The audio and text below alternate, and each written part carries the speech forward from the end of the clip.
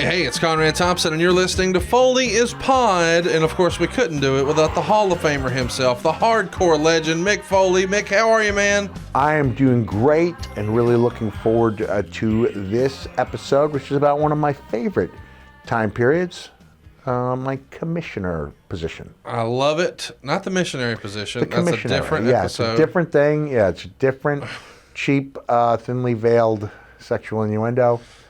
This is commissionary. Speaking of sexual innuendo, the sexual tension that you're going to see at the end of today's episode, you can cut with a knife.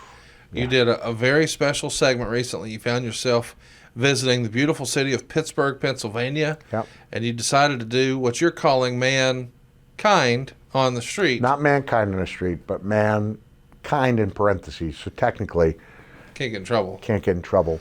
And he is just a man on the street. I had a few hours to spare before a flight, and I just turned the camera on, started questioning random people about whether or not I deserved a statue to go alongside the statues at the Pittsburgh airport of George Washington, Franco Harris, and Nellie Bly.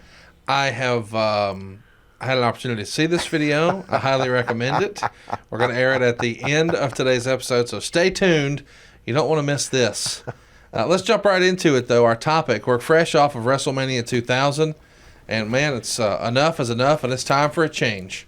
You wrote in your book, I altered my look just a little following April's WrestleMania. Whoa.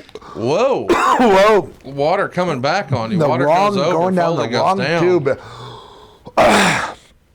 Wow, okay. I was hoping you were going to make that noise that you can't make anymore. I can't do it anymore. Don't worry, if you start to choke, my friend showed me how to use these two middle fingers. Ooh, nice. Slap that bad boy on, bang, bang, here we go. So this is a tricky situation, and I don't want to seem ungrateful to my fans, but damn, all the attention can be a little overwhelming at times. So in June of 2000, I decided to become unrecognizable. I celebrated my 35th birthday at Hershey Park. We're followed by an advertised appearance that I traded out for a free room and rides. I retreated to my hotel with a hair clipper. When I exited my room, I was bald, completely incognito, unrecognizable. I walked into the lobby of the hotel at the Hotel Hershey as a very new man, and only 11 seconds later, I heard, "Are you enjoying your stay, Mr. Foley?" That's right. Yeah, I didn't fool many people, especially when I was at the park and, hey, Mick Foley. I was like, no, I'm not Mick Foley. He's got long hair. It's like, I can see your missing ear. So by shortening, and now partially my wife's fault, because in 99 I had gone on vacation. I had shaved the beard off, which is why when I came back after knee surgery, and also in 98 I shaved under the Mankind mask so that Mr. McMahon could give me the makeover, right? I had my toes done, and I had the tuxedo, all that in the Survivor Series match. Survivor Series pay-per-view was done while being clean-shaven. And my wife got to see what I looked like for the first time. We'd been together since 90, thought I had a weak chin, and did not want me to shave again. I guess she had seen also in ECW when I did the ECW promo where I had shaved to earn the ire of the fans who were hard to turn any other way. So, yeah, she was not a fan of the way I looked underneath it. Weak chin, yeah. Did she say the phrase weak chin? She said weak chin, weak chin. It's a rounded chin. It's not a square Mr. McMahon chin with a little dimple in the middle. It's a weak chin. Looks like a weak chin. Alrighty. A week later, I was flown to the World Wrestling Federation headquarters where I was offered the role of commissioner. And so, when I came through the curtain, June 26, 2000, in Worcester, to the biggest ovation of my career, it was as the new bald Mick Foley. A Mick Foley whose drastic haircut made him somehow even more recognizable than ever. So who offered you the role? Is this a Vince call? It was a Vince call. You know, what's funny is in the book I said he offered me the job when I showed up. I thought he offered me a job. I said, hey, pal, how'd you like to be the commissioner? But he might have said, hey, pal, I've got something for you. And I had Dewey with me on that whole loop.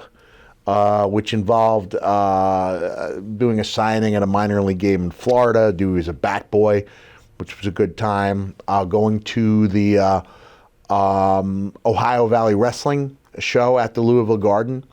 And then we flew up to Stamford And he was in on the meeting with me. I think he even handed Vince some ideas, some booking ideas. I kid you not. He had booking ideas at that young, tender age. I guess he would have been 9 at the time. And one way or another, I came out of that meeting accepting the job of commissioner. And what do you think got you that job? Your ability to sort of ad-lib and freestyle, as I like to say? I don't know what went into the thought process. I think they wanted an authority figure who would have been a fictional authority figure, because I didn't actually, have a stake in the company. The only time that the authority figure had been used previously in WWE was when Mr. McMahon was the authority figure, because we rarely saw Gorilla Monsoon when he was the commissioner.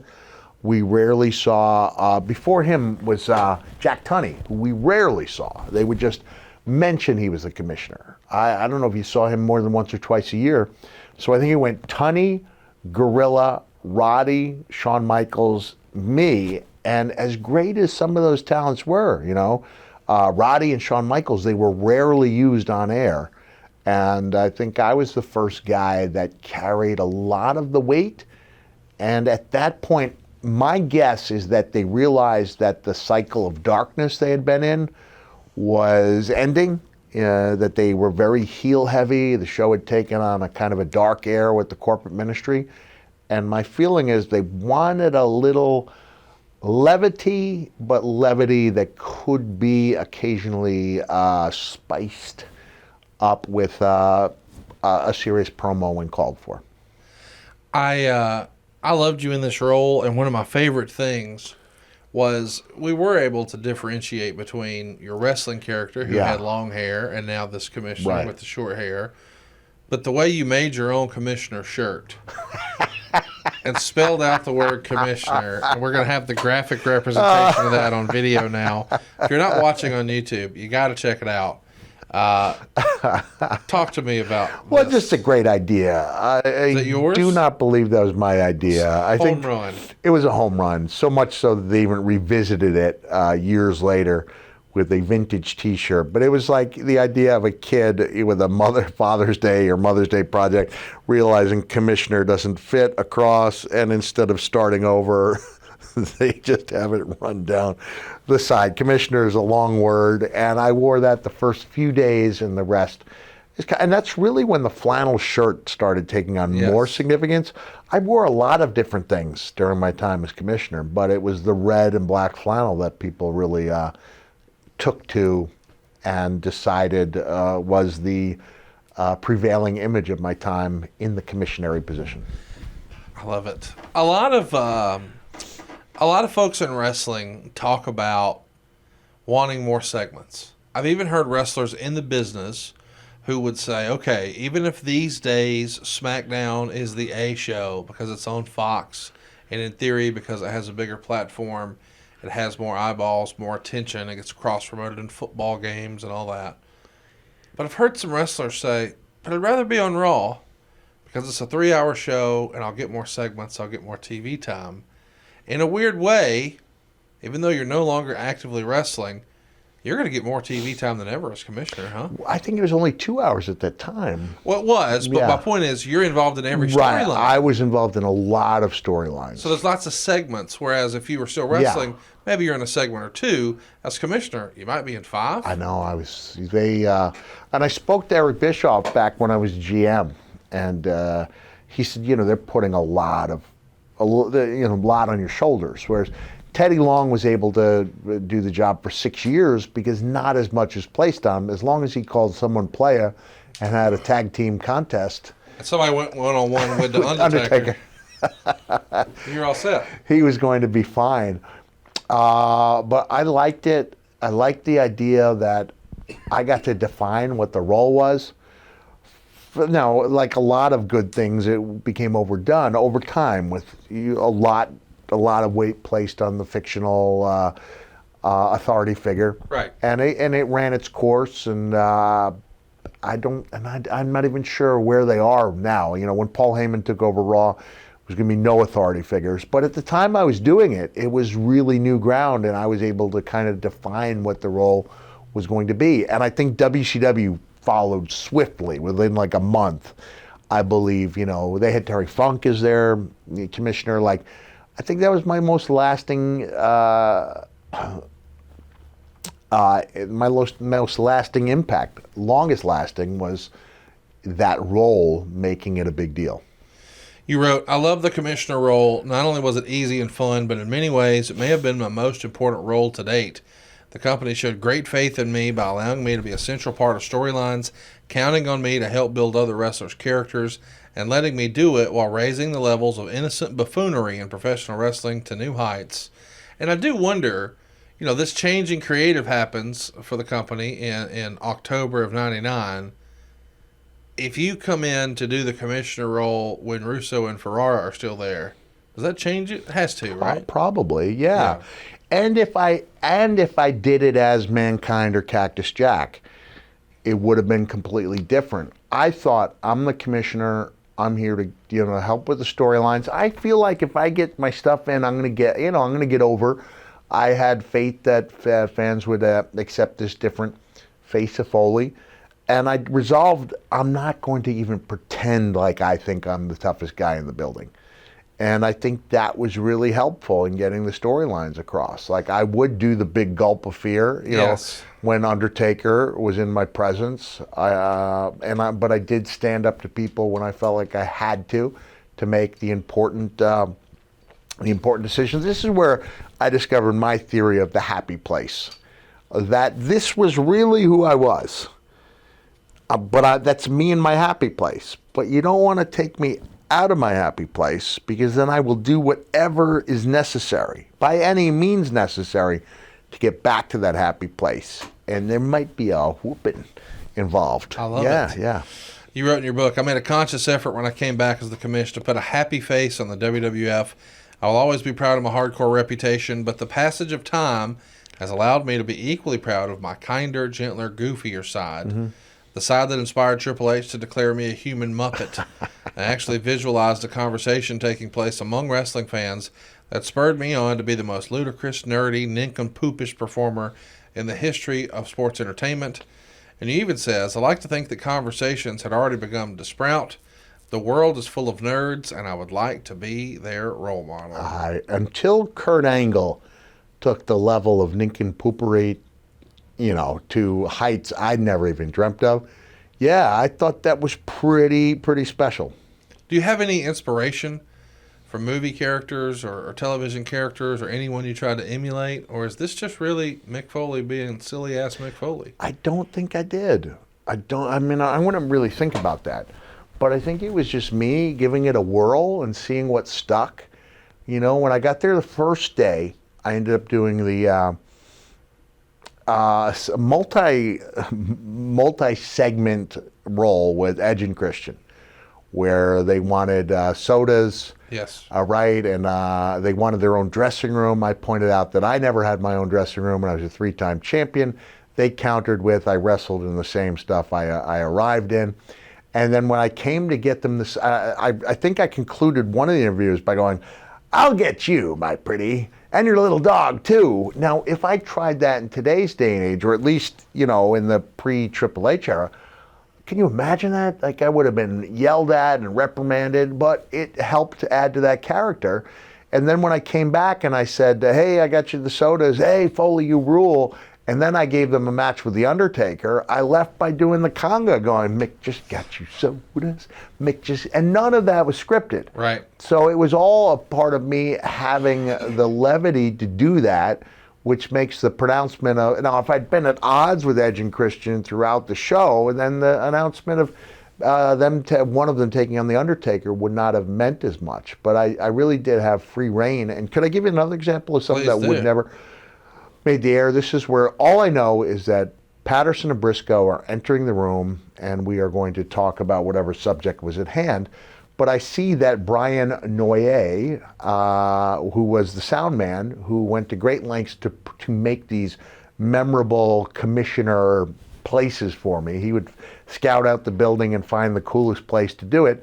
In this case, they had a cactus plant there, and when we're doing the 3 and then the 2 and 1 are silent. So I know we're on the air. I've got about 3 seconds before Brisco and Patterson walk in, and I poke the cactus plant twice, and I go, "Oh, 2 pricks." And when they walked in, I said, "Hey, I was just thinking of you guys." I can't even imagine how quickly that would have hit the editing room floor. What a great line. At the time, I was allowed to do that stuff. It was so much fun. How you're kind of a road warrior, and getting to know you this year, you even said last week on the show you've done more traveling this year than you have in decades. But you kind of like being on the road. Were you liking it as much here in 2000? I did. I really liked it. The only downside was that I was on the road a lot, and I didn't have the means to make big payoffs. So there were no pay-per-view bonuses. There wasn't much in the way of merchandise at that time. So I felt like maybe my contributions were not fully appreciated with the payoff I was getting, but I was still doing okay, and I felt like I was doing a lot. And part of what helped me log all those miles is that I was free on the weekends at a time when WWE was red hot, and I was the only kind of top guy who was available for appearances on the weekends. So I was almost inevitably coming from someplace on the road with no rhyme or reason as to how those appearances came. Because Dennis Brent would call me and be like, "You okay for Seattle?" "Yes, I am." "Are you okay for Kansas?" "Yes." Boom, boom, boom, boom. Usually just one appearance and then gone. So I might be in 2 different parts of the country on 2 different days, and then flying into WWE for 2 shows. Raw and then SmackDown. So we talked last week that sometimes you've learned the squeaky wheel gets the grease. Yeah.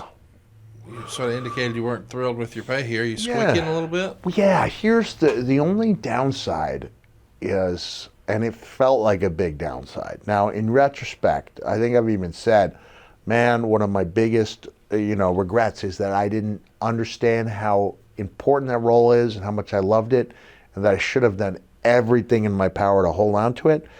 But with my wife being pregnant with my 3rd child, understanding I'd missed so much of the of Dewey and Noel's pivotal moments, I tried to be home as much as I could, but I was away a lot. I wanted to be home, and so I left the commissionary position in December of 2000. And in the interim period before I was supposed to come back, Vince bought the XFL. And all of a sudden, I wasn't in touch. And I did not know their plans. And when they gave me their plans, I didn't like it, so I didn't do it. And then I became the boy who cried wolf by not doing the match with Vince for control of the ownership of the company, with me thinking at the time that it would undermine the importance of the loser must retire, which in the bigger scheme is ridiculous, because I later came out of retirement so many times that I did turn it into a farce. But at the time, coming back after a year, even for control of the company, would have been a terrible blow to the integrity of WWE And your own career. and my own career. So eventually, you come back in June. You're making these tours. You're not bumping anymore. But everybody always says the worst part of the WWE schedule is the travel. Is the travel easier because you don't have all the bangs and bruises? It was, because I'm traveling. I'm getting a lot of the benefits without the drawbacks. I'm essentially showing up at a respectable hour, but not nearly as early as I used to. I am sometimes allowed to leave early when my segments are over. I'm showing up in the clothes I'll be performing in. I really was fortunate to enjoy a host of great comedic foils, from Patterson Brisco to Kurt Angle. Even some of the stuff we did with Triple H in ring was pretty funny stuff. And then I'm able to cut serious promos when the occasion called for it. So I really enjoyed myself, and it did take, and at that time, I'm 35, I guess. The road wasn't as difficult to navigate as it is now. It didn't kick my butt at all. At the time, I was kicking the road's ass. I love it. Not vice versa. So you debut the day after King of the Ring 2000 in Worcester. Yeah. Shawn Michaels comes out, knocks over the King of the Ring coronation set for Kurt Angle on his way to the ring. Says he's got a major announcement. Triple H comes out, demands that he make him the #1 contender because he never lost the title. And Shawn said he'd love to do that, but he can't because he resigned. He's no longer commissioner. He introduces Linda McMahon. She appoints you. You come out with a big pop and a new haircut. And you say, with Vince out of the arena, you've got the power now. And you imitate Triple H and say, now that I'm in control, I'm going to make sure there's no more 20-minute boring Triple H promos. 20 minutes. Rock got all the credit for doing that, Yes. and especially in Brian Gewirtz's book, which is a great book. But I did it well before because it was a Gewirtz idea when I did it. We won't have to listen to anymore. And I shouldn't have been doing that. It's not a personal favorite of Triple H's, I'm sure. And I remember we were nose to nose, and there are not two more different noses in the business, you know, than the two of ours. And it got over, but at what cost, you know, at what cost. But it was a lot of fun for me to do that. Did Hunter know the line was coming? Ooh, I don't know. Or are you freestyling? I don't know. I do not have an answer to that question. It may have been something that I was told not to share because it may have been batted away. I'm not sure. Triple H probably would have been fine with it, you know, but I don't know for sure. Talk to me about Shawn Michaels. You're replacing him as the commissioner. It feels as if he never really dug being the commissioner. I don't think he had nearly as much fun as you did. Whether he dug it or not, I don't know. But I know that he was rarely on TV to the point where, you know, even our diehard Foley's Pod fans be scratching their heads and be hard-pressed to think of a time when Shawn made an announcement or was on the road. So I think it was a turning of the page. Of course, your first day Not in. just turning of the page, but a whole new book. I like it. Yeah. You even wrote about in your book, you know, this first day on the job here. You do the whole bit with the sodas and Edge and Christian. Just great stuff. I mean, when you think back to this commissioner role in this era, were you sort of almost, for lack of a better word, Brian Gewitz's muse of sorts? Maybe so. Look, Brian really enjoyed writing for me. Yes. Later, he would go on to have even more success, a lot more success writing for Rock. Rock loved working with Brian to the point where Brian runs $7 production company. Yeah. You know, he's one of Rock's main men.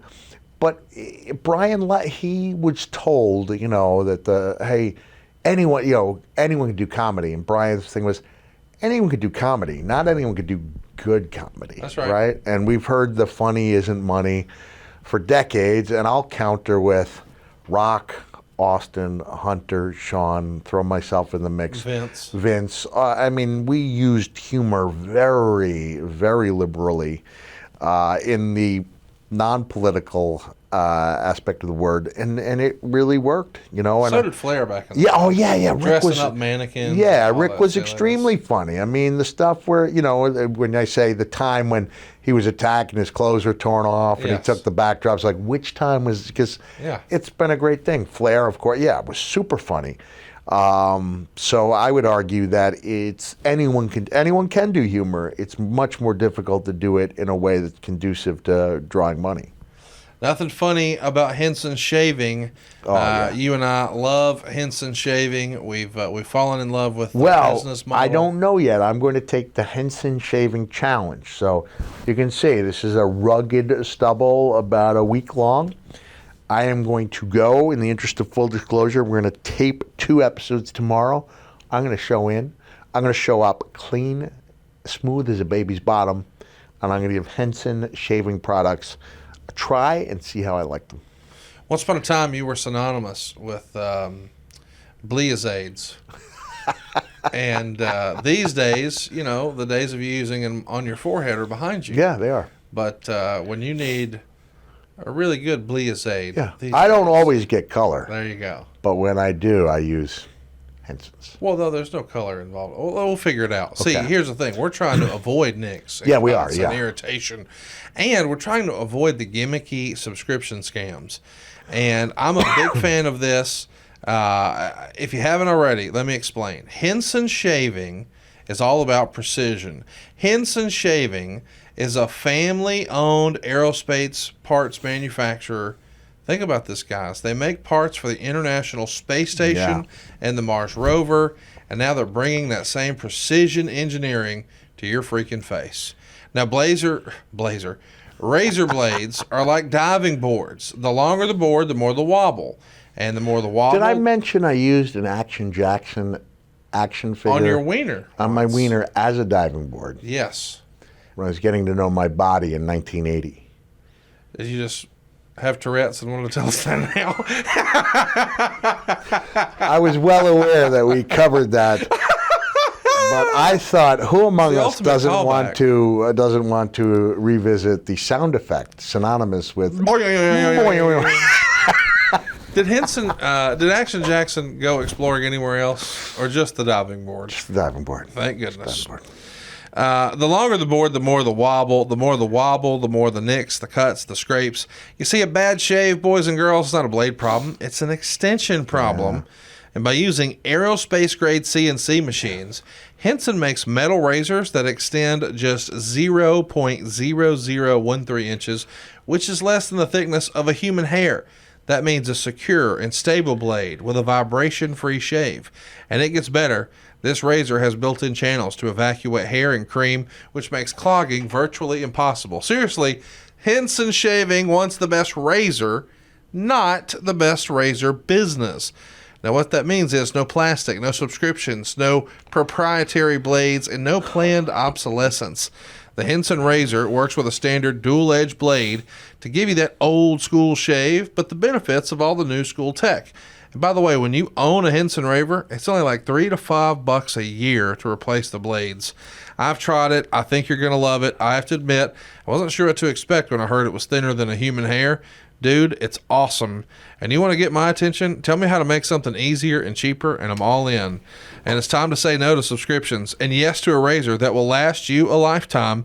Visit hensonshaving.com/Foley to pick the razor for you and use the code Foley, and you'll get 2 years worth of blades for free with your razor. Just make sure you add them to your cart. That's 100 free blades when you go to hensonshaving.com/Foley and use the promo code Foley. Look, it's just Jungle Boy. It's in the rearview mirror now. We can talk about rearview mirror now, but he did talk to me at a Comic-Con, told me what was possibly on the table. Did he take flight? He did. Okay. Did he give a hand signal or of some type? Did he relish the moment? I have to tell you, I didn't. He relished the moment. He flew off the top with a flying elbow through Luchasaurus on a table in the middle of the ring. It was phenomenal. It felt special. It opened the show. People loved it. One of the best cage matches in a while. Good for him. I was fortunate enough. This was Flair. Right? Yeah. You're going to laugh. I have that. Do you really? When they, unfortunately, Jeff Jarrett, who's a real SOB, we had a plan in a parking lot to sell Ric Flair's last match. So Rick knows what to do. Rick was well prepared. He couldn't wait to do it. Turns out it wasn't necessary. Jeff Jarrett stabbed my father-in-law in the head with his wife's shoe. For real. Not a gimmick. Not a gimmick. Okay. But his hard way. And we're talking just gushing. And then afterwards, Rick unwinds the magic and says, well, I don't know what to do with this, because he never used it. And I said, well, I mean, we need to frame that or something. This is, to you, this is the one that got away. I mean, have you ever had one that didn't get used? He goes, no, I think that's the first one. So, you know, just a little segue, which our fans enjoy. One of the most rewarding parts about writing Have a Nice Day was giving out notebooks to different colleagues. So Steve Austin, big proponent of Have a Nice Day. Kids, you got some more of that book I can read? And he'd be up there in first class about a year before I got bumped up. And those big lat muscles, he'd be up there with the businessmen in their attache cases, and he'd be up there just belly laughing, putting it over big time. So here's me and Kane, you know, and the back in Coach.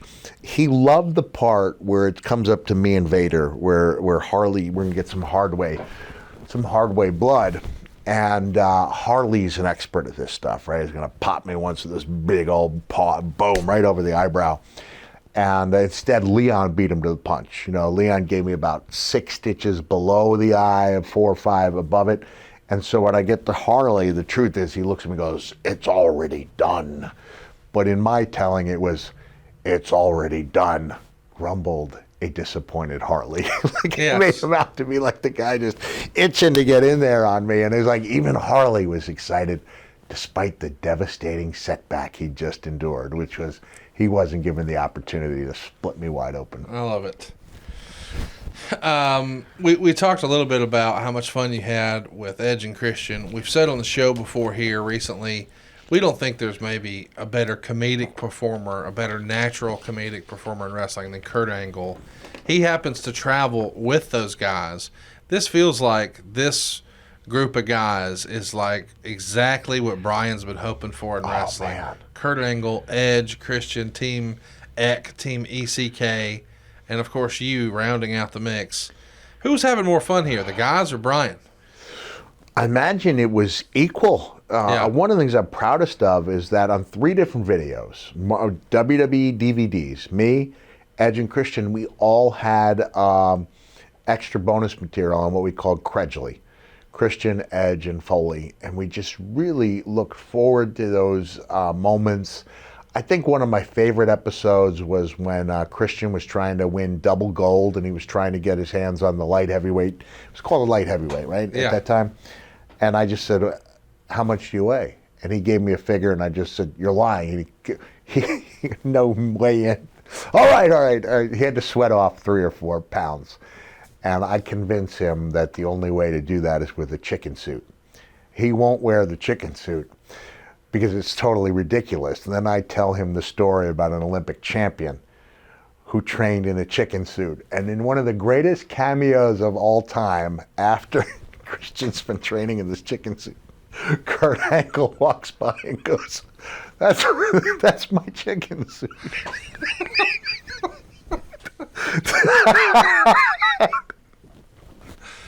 That's my chicken suit. 22 years later, it still gets you.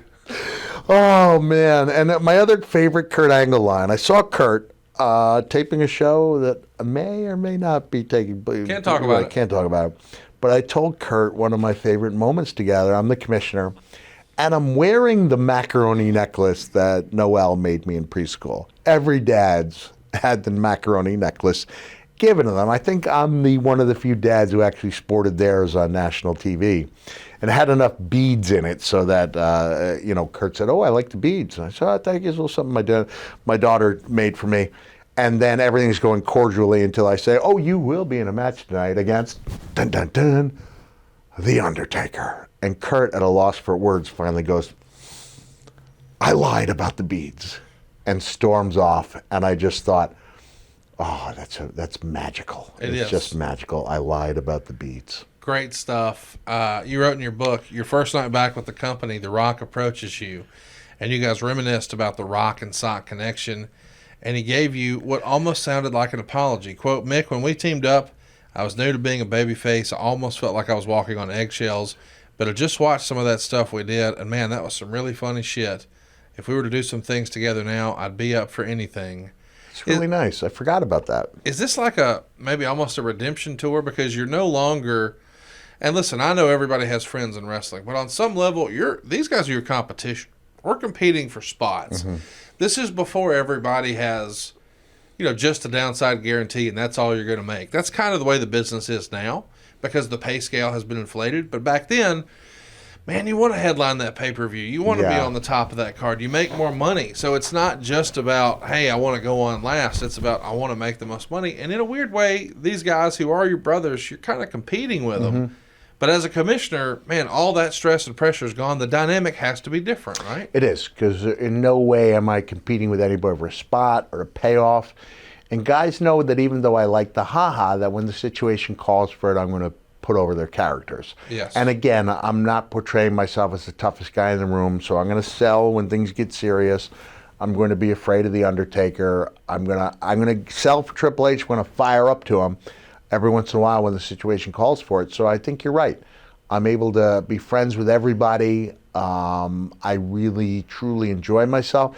The only downside I touched on a little bit is that I'll say, as a guy who went through my career, like I never felt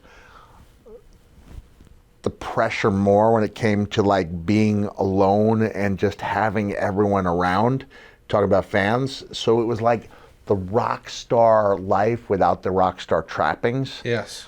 And I think we covered this in another episode, saying in '99 there were about 12 of us, maybe 8 of us, given the option of having security. And I think everyone who was offered it took it except me.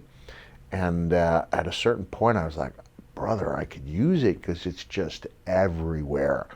And I think singers go through this where after the big wave subsides, then they're more comfortable with the level of fame, which is fine. And now I get a lot of people just, hey, thank you very much. Free Whataburger. Yeah, free Whataburger here. And going back to what The Rock said, that's really nice. I'd forgotten that we had that talk, but one talk I remember is that when we saw each other, maybe it was Mania 2015, right around that time era, we had a nice talk about how neither one of us understood that what we were doing was going to stand the test of time. Right. And be remembered so fondly by people who were struggling and going through a difficult time. So whether that was a life-challenging illness or whether it was somebody who did not feel like they fit in, the stuff I did with Rock really made people happy. And I think the Mankind of that era, the happier Mankind, made people who did not feel like they fit in, felt like they had a place to fit in. I love this era of your stuff, and 8 days after you're back and you have that talk with The Rock, you find yourself in the ring with him again. Quote, The Rock had a catchphrase that consisted of asking a person a question and then cutting them off. It doesn't matter what you think, want, say, wear, and so on. Personally, I hated the phrase because there was always some yahoo at a personal appearance who would use it, and it was really annoying. But on this night, however, The Rock suggested I use his own phrase. Oh, he did him. suggest. I was asked about that. He suggested, how cool is that, right? That in your book, Rock, congratulations on being a 3-time World Wrestling Federation champion. In my opinion, this has to put you up there with the greatest World Wrestling Federation champions of all time. I was wondering if you could tell me what you think about that. At the moment The Rock got the first syllable out, I was there for the cutoff. Hit us with it, man. It doesn't matter what you think about it. And then, if memory serves me correctly, I did 2 to 3 laps at a surprising pace for a big guy with bad knees. And The Rock sold it like $1 million. It's just that smile. It was great. Great TV. Shaking his head in disbelief. The crowd is chanting, Foley, Foley. They're so happy for you. I mean, this really is the epitome of, and I know Vince has said it before, maybe he was criticized, but if this ain't putting smiles on people's faces, I don't know what is. Oh, man. It was a beautiful time. And ironically, it was a time when we were getting the most negative feedback for the content of the show. And I just thought our critics were cherry picking those moments that were a little contentious and overlooking the fact that it was really a fun show at that time. This time is also probably when you become famous for becoming the king of the cheap pops. Is that your idea, or does somebody suggest it? Well, I think it was in my head via my friendship with Owen, because Owen was always like, in his photos, he would really cheese up the 80s baby. The big thumbs up. It was me, thinking back to the stuff that made me laugh about Owen. And just taking what was already done. I think in wrestling lore, it was like I invented the cheap pop. I wasn't the guy who invented it. You just did it consistently. I acknowledged it, and I did it with a wink and a nod. Yes. And Lawler sold it. Everyone went, oh, another cheap pop. And it wasn't just, I remember Big E going up to me after I was at a show where he said something about here in Boston. And he was like, I know that's yours. Like, first of all, I'm not on the show anymore. And it's not mine. I'm just a guy who brought attention to it. By all means, get that cheap pop. It's there for the taking. All right, Mick, we got to have a timeout right now to talk about one of my favorite holiday traditions, Omaha steaks. I first received the gift of Omaha steaks for Christmas over a decade ago, and then I thought, what a cool gift. Now it's a regular part of my gift-giving routine. If you've got somebody in your life that's hard to buy for, man, listen up. The holidays are here, and we want to help you achieve gifting greatness when you give the gift of perfectly aged, tender, and delicious Omaha steaks. Omaha Steaks have put together a delicious selection of various gift packages to make shopping for the ones you love nice and easy. Go to omahasteaks.com and take advantage of 50% off site-wide, plus use the code FOLEY at checkout to get an additional $40 off your order. Omaha Steaks has everything you need to give a gift that's simply perfect. Send an assortment of mouth-watering favorites like the Butcher's Cut Filet Mignon, the air-chilled boneless chicken, the ultra-juicy burgers, and an easy-to-prepare comfort meal that is ready in a flash. Don't wait. Order today and beat the shipping rush. Go to omahasteaks.com. Use the promo code FOLEY at checkout. Omaha Steaks is a gift from the heart, a gift that will be remembered with every unforgettable bite. Order with complete confidence today, knowing that you're ordering the very best. Visit omahasteaks.com. Take advantage of 50% off site-wide, plus use that promo code FOLEY at checkout, and you'll save an extra $40 off your order. Can't beat that. Now, as a heads up, a minimum order may be required, but you're not going to worry about that. Instead, you're going to be worried about, hey, can I order enough for them to invite me over? That's the pro tip, y'all. If you get a bigger package, they're going to say, hey, man, love this gift. Got a few, you want to come up? Yes, I do. I do love Omaha Steaks. Check it out. It's a gift for them. It's a gift for you. It's the gift that keeps on giving. It's omahasteaks.com and use promo code FOLEY. Save an extra $40 off. And hey, as a reminder, I'm sure dads like socks and ties, but what they really want is steak. All dads want steak, and yours does too. omahasteaks.com. Use that promo code FOLEY. Save yourself some cash. Let's talk about your first opportunity to announce the first ever TLC. Think about that. The first ever tables, ladders, and chairs. You're making the stunts for it, or making the announcement for a big stunt match like this. And you're kind of synonymous with a lot of these violence and over-the-top spectacles. And who better to introduce a match like that maybe than you, right? And again, if memory serves me correctly, I think Edge and Christian were on their way out of the building. Okay. When I was like, wait, not so fast. And then I laid out not only the match they would be in on the upcoming pay-per-view, but I think that's when I coined the phrase, and it was off the cuff, tables, ladders, and chairs, oh my. Tables, ladders, and chairs, oh my. So the fact that that's still used 22 years after the fact makes me feel pretty good. So I like this because you write in your book, some of the best times of my career have come as World Wrestling Federation champion. Cheap pops, I treasure them, and I would rather put my goofy vignettes with Edge and Christian into a time capsule than my ECW interviews that were so full of anger. I show up when I want, but never too late. I wear what I want. I pretty much say what I want, and I usually get to leave when I want. And in return, I'm given a bigger audience reaction than my active career would ever know. Yeah, I think that's crazy. True. Can I give you an example of Please. one of the benefits of being able to say whatever I wanted is that there wouldn't be scripts for other people with me to memorize. They would say, just follow Mick's lead, play off Mick. So I go in and I alert the cameraman and the sound man that I'm about to do a completely ridiculous promo with Test and Albert and Trish, but to sell it like it's completely legitimate. So Test goes in only knowing that he's going to be reprimanded and sent away. And he goes, come on, Foley, give me that match. And I said, let me tell you something. I'm the commissioner, right? He goes, yes. Again, he has no idea what I'm going to say. That means I make the rules. So yes. I guess you would say I'm the ruler. Let me tell you something about every ruler. They've all got 12 inches. So maybe you need to bend over. Maybe you need to get out of this office before I bend you over this table and rule your ass. He goes, yes, sir. Thank you. And then as he walks away, I hear them going, okay, good. That was good, Mick. And I hear Tess say to Albert, is he allowed to say that? I waited about 10 minutes. And then we called him back in the room, and I said, it's a rib. And he lets out this big sigh of relief. He goes, I didn't think you'd be allowed to talk that. Maybe you better bend it. I thought you were going to land on your shoe, but you just left that out. Yeah. Bend over this table. Let me rule your ass. Yeah, with the 12 inches. Great stuff. You wrote in your book, I'm proud of my short-lived chemistry with Gerald Brisco that saw us somehow manage to steal verbiage from Bugs Bunny Elmer Fudd arguments and repeat it verbatim on Raw. I'm thrilled to have played some small part of Kurt Angle's rapid ascent to superstardom and have looked on with great interest as other performers slowly make gains in becoming Rocks, Stone Colds, and Hunters of the future. Yeah. Perhaps most of all, I enjoyed my talks with Stephanie McMahon. Yeah. And I always look forward to her infectious smile, which makes every day seem a little nicer.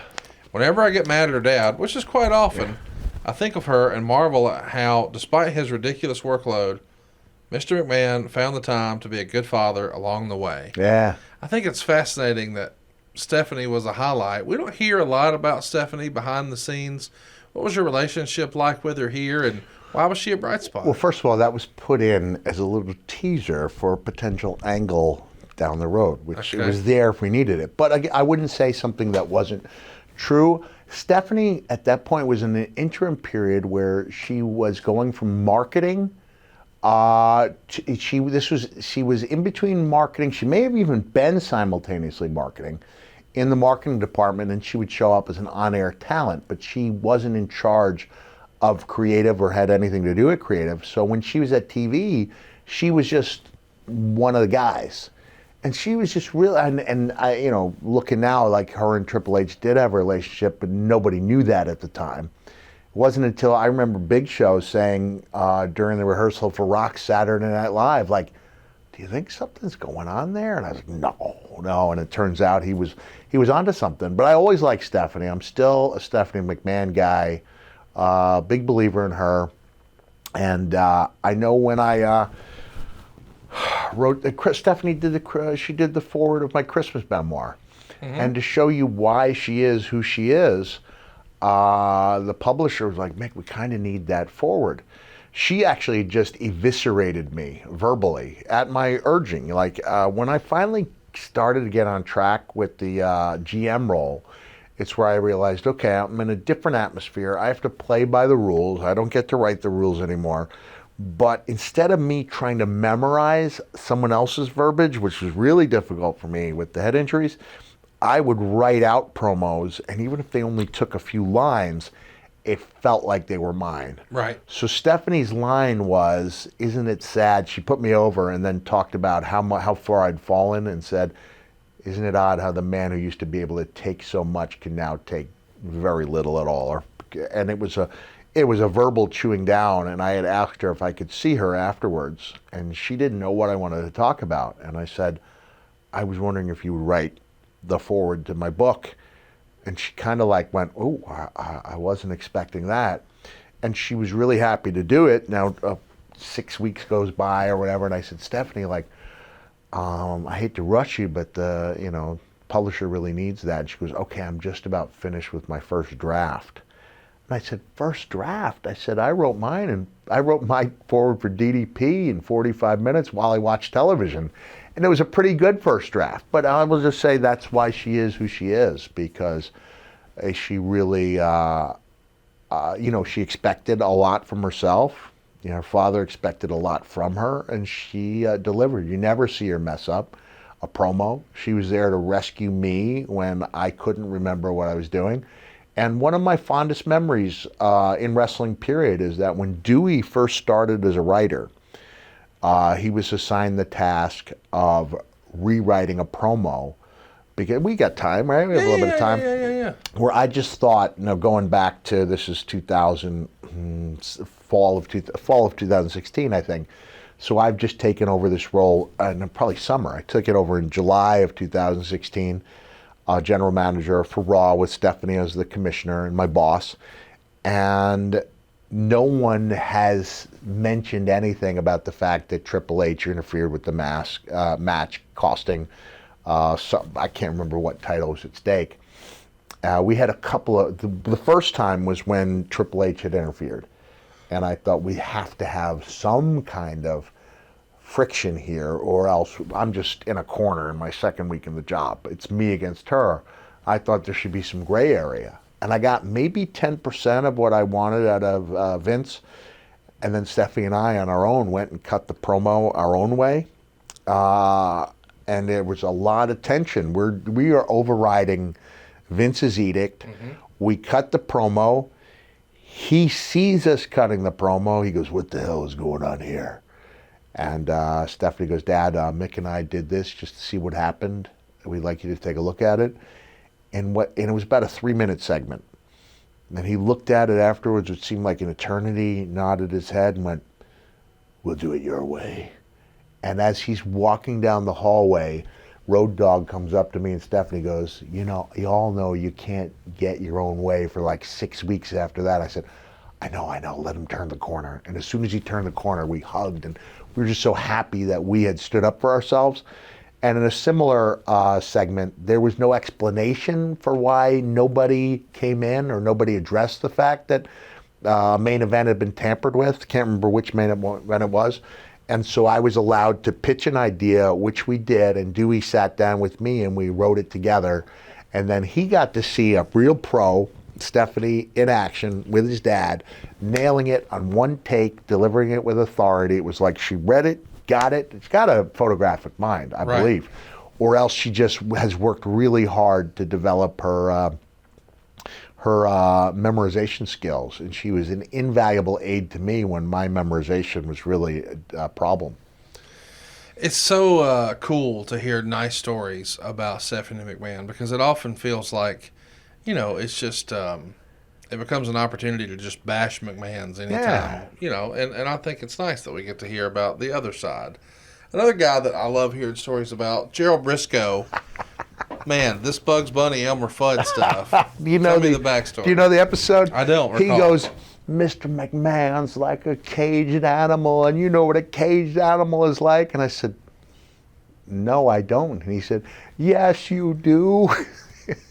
Duck season, rabbit season. Yes. Duck, for those who don't know, Looney Tunes was, oh man, I don't think they've gotten their due. They've kind of been forgotten. Duck season, rabbit season, and then the Daffy turns around and says, rabbit season, what a duck season. Elmer ends up, in a bad, I can't remember, but he turned the tables on him. Yes. And so, yes, you do. No, I don't. Yes, you do. I said, no, I don't. And then he said, yes, you do. I said, yes, I do. He said, no, you don't. Ah, gotcha. It's Bugs Bunny, right? But then in the end, we end up hopefully lifting whatever that storyline was. Yes. And getting their attention because of the ha-ha, as Pat Patterson would call it. And honest to goodness, you wrote it in your book. Do you still feel the same way now that you prefer that stuff being a time capsule more than the ECW stuff?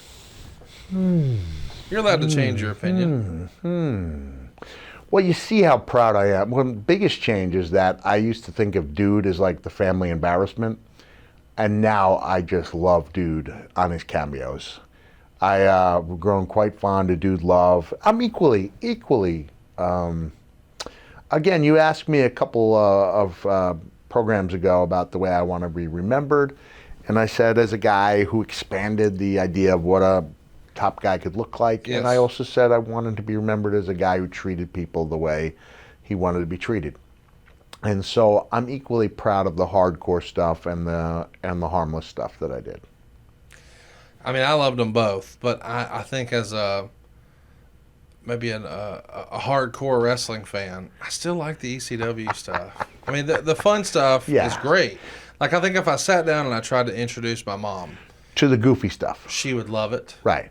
She might not. The ECW stuff wouldn't resonate. Right. But it does to me because I feel like if there is such a thing as being in a wrestling bubble, I might be in it.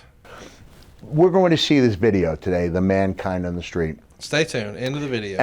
But focus on the two reactions from the people who are not wrestling fans. Yes. Where they see the Hell in a Cell, the first Hell in a Cell bump. Because these are completely legitimate reactions by two completely non-fans, even though one woman does say, I do know The Undertaker, he's a wrestler. And I'll leave the rest to the telling of the tale. But I don't think that if we had done a montage of funny stuff that I would have gotten nearly the reaction from those two people as I did. There's a lot of bang for that buck, for that Hell in a Cell buck. Speaking of bang for the buck, this episode is brought to you by Blue Chew. Going to get you more bang for your buck. Like it. Mick, this Blue Chew product gets you harder. I mean, it's so hard, even a cat couldn't scratch it. And that's pretty hard. Action Jackson would have trouble diving off of this. He would have trouble. There would have been no give. No wobble. It wouldn't have been a boing, boing, boing. No. It doesn't even make a sound. That's how effective Blue Chew is. It's turned me into a Just saying. That's not me knocking on wood. I think you hear me knocking. I think I'm coming in. I think it's a hot tag for your wiener, boys and girls. It's Blue Chew. It's a unique online service that delivers the same active ingredient as Viagra and Cialis, but in chewable form and at a fraction of the cost. Now, you can take Blue Chew's awesome products here, day or night, so plan ahead or be ready whenever an opportunity arises. Now, the process is simple. You'll sign up at BlueChew.com. You'll consult with one of their licensed medical providers, and once you're approved, you'll receive your prescription within days. And here's the best part. It's all done online. What's that mean to you? It means no visits to the doctor's office, no awkward conversations, no waiting in line at the pharmacy. Blue Chew's tablets are made in the USA, prepared and shipped directly to your door, all in a discreet package. And if you could benefit from extra confidence when it's time to perform, chew it and do it. Have better sex, y'all. We've got a special deal for our listeners. Try Blue Chew free when you use our promo code Foley at checkout. Just pay $5 shipping. That's BlueChew.com. The promo code is Foley to receive your first month free. Visit BlueChew.com for more details and important safety information. And we thank Blue Chew for sponsoring the podcast and our wiener jokes here on the show. Yeah, and it just occurred to me that despite constant badgering, you have not offered me the product. When you do, I'm going to take a page out of... when you grew up... Here's the thing, Mick. Okay. I can't technically give you Blue Chew. Okay. I can give you a promo code, but you've got to consult with a licensed medical. You don't have samples? That's illegal. Oh. Okay. Now, I mean, listen, if it was 1996 and we were on an airplane and I pulled one out and you leaned over and said, "Got any extras?" Got any extras? And they said, "What was it?" I got blue ones. What were they? Blue ones. Blue ones. But here's what I'll do. All right. Okay. Did you grow up in an era pre or post Newzoo Review? I don't even know what you just said. Newzoo Review was a children's program. Okay. And had a theme song. It's the Newzoo Review, coming right at you. So we're gonna go. It's my Blue Chew review. So we're gonna do a review live now at the New Year. Yeah. I will, and we'll have Mrs. Foley on perhaps via Zoom to discuss whether or not that is a good thing or a bad thing. I was going to ask if Grillo had to make a road trip for this because he may have bit off more than he could chew. Pardon the pun. Eric used to go on his podcast and describe in great detail his routine with Blue Chew and Mrs. B. Okay. For his Sunday morning. Ooh. And he felt comfortable going into great review? Yeah. Mm-hmm. Okay. It was a little weird. Strange. And Eric's wife, Lori, still a smoke show. Stunning woman, yeah. I mean, you guys are salesmen. You married a model. He married a model. I mean, Mrs. B was in Playboy. I mean, she's a big-time model. And even he was like, yeah, but I still got to impress her. I got to put on a show. So, yeah, Mick, this is the hot tag for your wiener you've been looking for. All right, okay. All right. I will let you know. I will have a meeting, but not an in-person meeting with a medical professional. Yes. It's all online, which is great. All right. So we'll get that set up, and then maybe what we could do is we could do like a 1-2 punch, right? Me and EB? Maybe not. Okay. I was thinking maybe you do Manscaped first. Make it look nice for her. How do you know it doesn't already look nice? Well, I mean, listen, I don't strike you as a if you want to show us. What are we even doing? Let's just move along. So the biggest part, or the biggest Nobody story, wants to think of me that way. Here's the thing. Nobody. And my status in the bear community probably go down if they found out I was manscaping. Well, no, you could. I think they want that to be appropriate. I think they want like a hairy back, which you probably got. I do not have a hairy back. One thing is, up until I went with the art of the cover-up, I was hairy ass arms. I do, but it didn't transfer to the chest. What I'm saying is, I didn't shave anything. Right. The only time I ever shaved the arms was when I was Santa, and I didn't think Santa should have hairy arms. Right. That was the only time I shaved anything other than my pits. And that was for headlocks, right? And it was unsightly, it's kind of a little bit unsightly, Pillman was known as the guy who shaved everything but his pits, and that was a personal choice, and I respected that. In my case, I wouldn't necessarily, I would snip them with scissors. Yeah. Just trim it down. Just trim it down. Yeah. Since we're talking about all of this, and I can't believe that we're doing that right now, I am curious what is the process for like wrestler etiquette for body hair? I've known it was. Felt like I knew it was armpits. Is there anything else like mouthwash, toothpaste? Like you want to be respectful of your opponent or your partner, depending how you look at it. Yeah. And so you know what I mean. You do. And this is coming from a guy who had been known to forget his stuff. We wadded up in a sweaty ball in my bag. I might not air it out. We didn't have Febreze regularly like we do now. You had to do the little thing in the shower with the shower and the rinse and soak. Okay, so when you get back to your hotel room, you take your first gear. thing you should do is clean your gear. And what was the process in a hotel room that doesn't have a washer dryer? Yeah, you would use either the sink or the shower. Stomp it, you would stomp on that son of a gun, and you would get it as clean as you could, and then you would hang it up either by a hanger over the shower, hope it was dry, but you usually was by the time morning came, and you'd get and do it all over again. But many a good man has forgotten. You finish a match, you're on the road, boom, you get into that hotel room, it might be 3 or 4 a.m. Many a good man has forgotten it. And I would say whether or not that was an issue in the locker room depended on the respect you already had.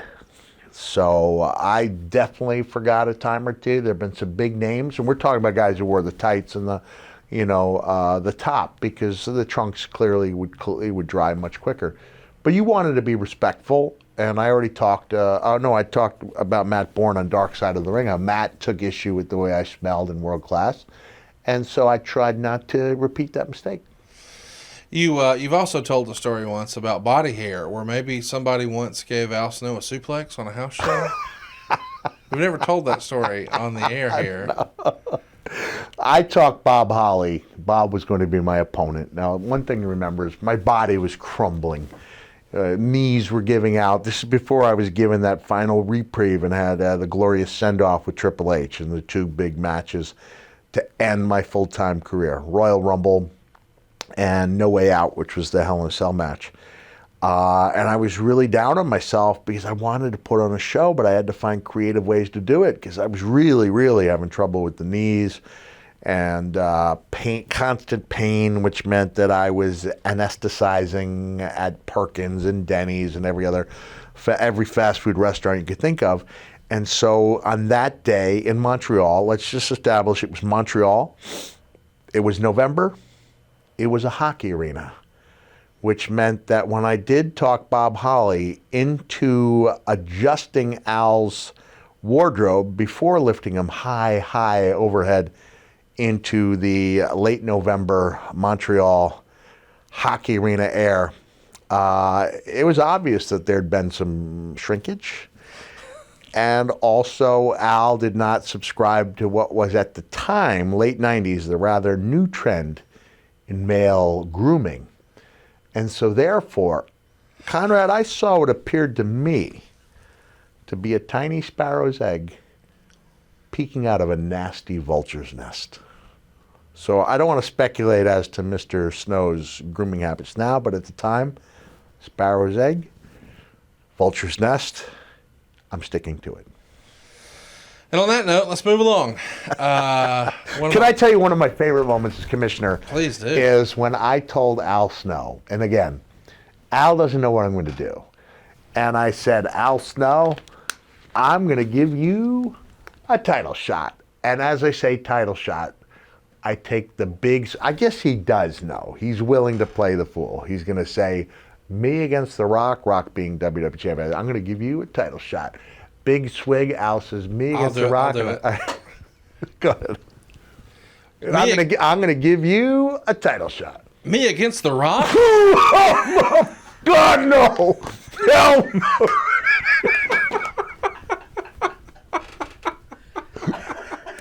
It was worth it, right? Yeah. God, no. Fantastic. Oh, man, I guess you could argue I'm not emphasizing the importance of the secondary titles, but it was worth where I had to go. That was fantastic. Yeah. And all the bullying of Al Snow was worth it. all Oh, these very years much later. so. Especially Al is so respected in the business, and Yes. rightfully so. And he's been writing the show for OVW, as one of the unheralded, I think, greats in our business based on his longevity and the many hats he's worn. But that never goes out of style. I did every once in a while. I'll use Miz, and we got a nice pop when I used Bagwell as my Yes. foil because he was a WCW guy. But Al Snow's where the money is, brother. No doubt. The money was in Steve Austin, of course. Mm-hmm. There's going to be an investigation that you're going to have to run. Yeah. Who hit Steve Austin with a car? And, of course, that happened at 99 Survivor Series. And we know it winds up being Rikishi. There's no way that was the original plan, right? Couldn't have Probably been. not. I will tell you I believe that was Stephanie McMahon's first promo, the first promo she wrote. So I didn't make any tweaks to that one. I didn't. I did that one as written, and I thought it was really good. I don't know who the original was. Who do you think it should have been? Well, I think by the time we reveal Rikishi, it was more to give Rikishi the heel push than it was to do a head-to-head program. Yes. And Rikishi's a great performer, a Hall of Fame guy. I don't know if did he and Steve end up working off of that, or was Steve out at the time? It was, no, he came back. They did something briefly, and then it was immediately with The Rock. But to me, it feels like a misuse. Nobody wanted to see, they wanted to see Rikishi dance with the guys. And, Yeah. I mean, we don't want to see a heel Rikishi. I didn't want to see a heel And Rikishi. people, again, they selective memory. They remember what they want to about Rikishi, and that's what people choose to remember, is the dancing with Too Cool and not the heel turn. You were a part of the WWF going public when you're at the New York Stock Exchange. I mean, that had to be a pretty big deal. This is the first ever publicly traded wrestling company. I mean, I guess technically WCW was owned by the Turner organization, but still, you get where I'm going. It's a big deal when the WWF goes public. It really was. And it was a big deal to be one of the 5 people who represented the company. It may have been more than 5, but it was, if so, it was only a few people, 1 or 2 more. Yeah, so I represented the company as if I really was that guy. Right. Even though, in honesty, I didn't have any say. I would stick up for angles once in a while, poke my head in there once in a while, but I was basically there to do the best job with what I was handed. You get Deborah as your lieutenant commissioner in late October 2000. Was that something you were pushing for? How do you think she did in the role? No, I think she did well. But, she was married to Steve at the time. They wanted a role for her. It meant the end of the cool Foley commissioner's offices because I had to, shoot Deborah in a flattering way. I liked it. I really enjoyed it. I think we did it for about 2 or 3 months, but I did like it. It was a nice change of pace. When I came back as GM, I brought up the idea that maybe Noelle should be my assistant. Wow, there you go. And I think she would have done a dynamite job, but that didn't get done. But I did like having Deborah in the role. Would Mrs. Foley been cool with Noelle being in that role? Oh, yeah. I think my wife would have been okay. Yeah. And there'd be enough people looking out for her, that, she's with Frank the Clown anyway, right? He's pretty much family at this point.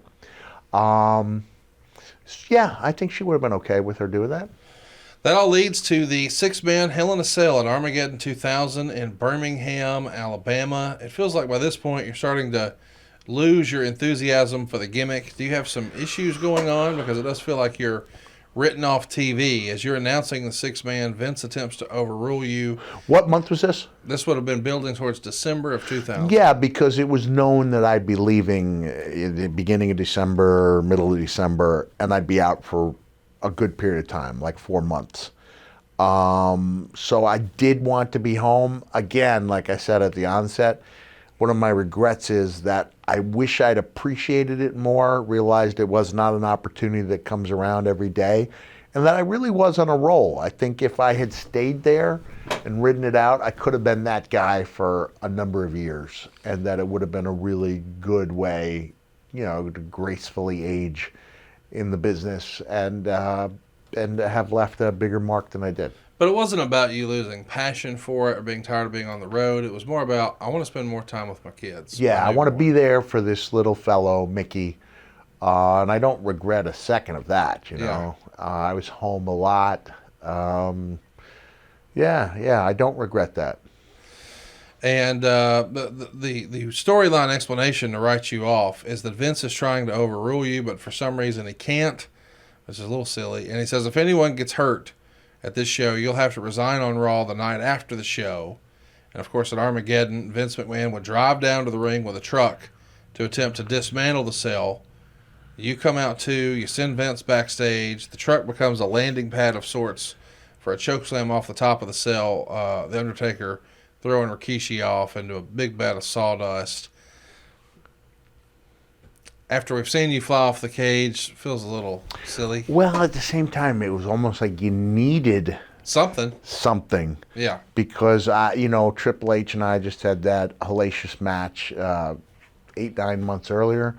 I think one of the things I did not write about was that we did a really good job of making it seem like I was being battered around emotionally and was really torn. I remember I think China got hurt, and Billy Gunn getting in my face, and this is all your fault.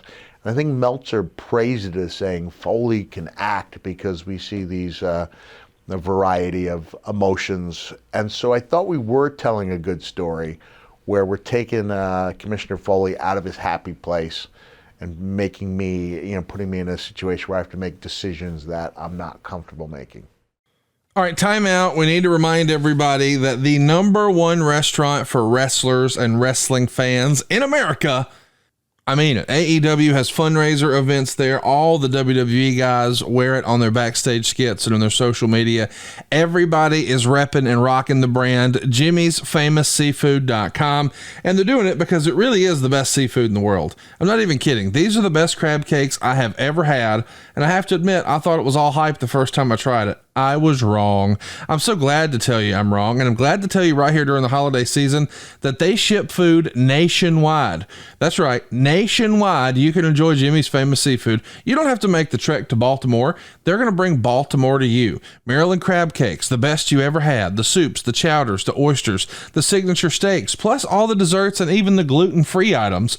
And just in time for the holidays, they've got a free 2-day nationwide shipping on orders over $125. Now think about that. Free 2-day shipping. If you've ever ordered anything like this before, man, what eats you up is the shipping. You can't beat free. All you got to do is spend $125, and that's not going to be hard when you see how affordable these gift boxes are and how many folks you can feed with them when you use the promo code FOLEY.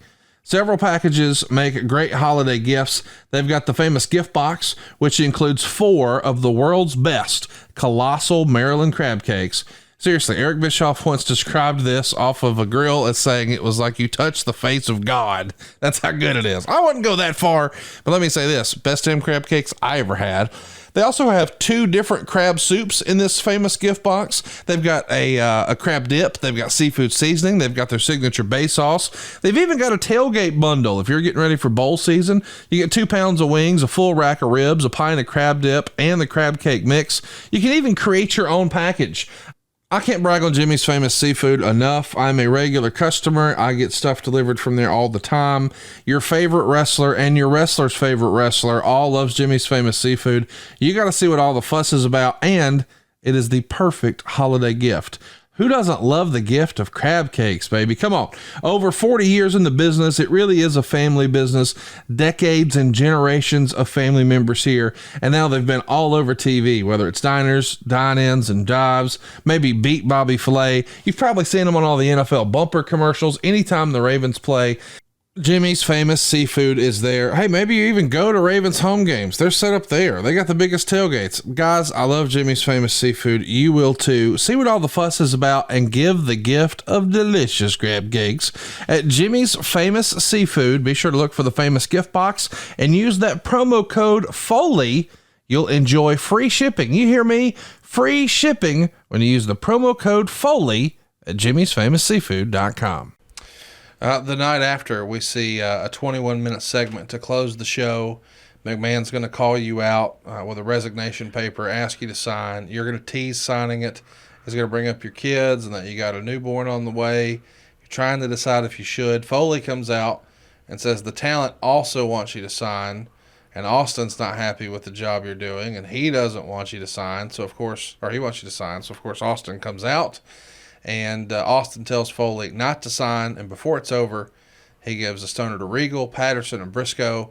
Foley puts the socko on Mr. McMahon, tears up the resignation papers, throws them at Vince. And the following week, it's supposed to be Kurt Angle versus Vince with you as the referee, but it never takes place. Do you remember what happened here? Vince gets him to take you down before they, or Vince gets the takedown on him before the turn happens on Foley. Meltzer would say it had to happen. Vince got to pin the guy who never gets pinned, Triple H, for the title.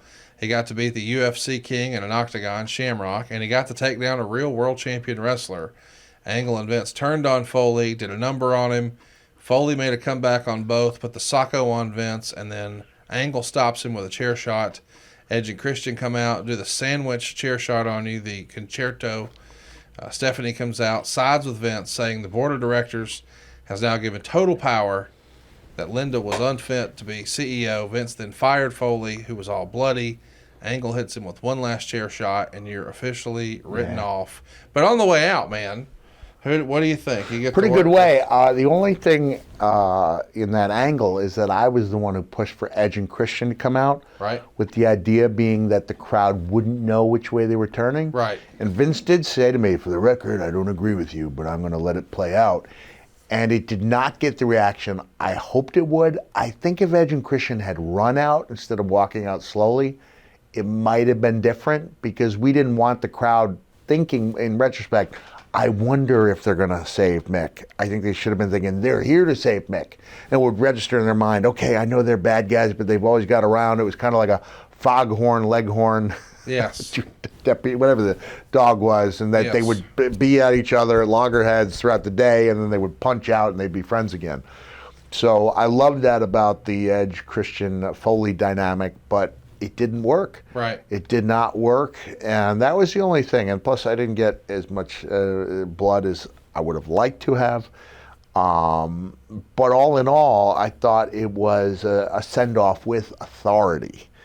I thought it was a really good send-off, and we all thought I'd be back. It turns out, I was occasionally for a cup of coffee, but that role was pretty much done once I left that building.